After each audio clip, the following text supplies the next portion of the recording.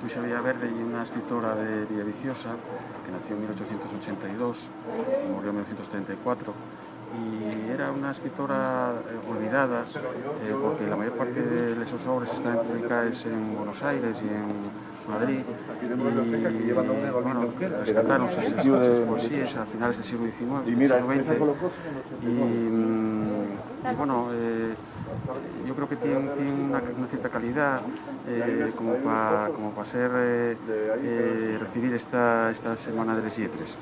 Ella vivía en Tornón, en un palacio Villaverde o de Vistahermosa y bueno, allí facían vida con su madre Dolores y una hermana de la madre y cuando murieron pues quedó deshabitada la casa y después fue ocupada en el 36 durante la guerra civil por el bando republicano.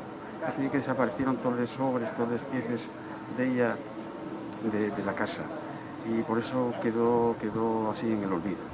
Y recuperóse en la década de los 90, ¿no? Sí, recuperóse en la década de los 90 y bueno, algunas cosines estaban un poco todavía escondidas. Había dos piezas llargas de ella que se conservaban oralmente y bueno, y otras dos piezas que estaban en manos de Termino González, que fue el que hizo posible que se completase la obra de Tuxa.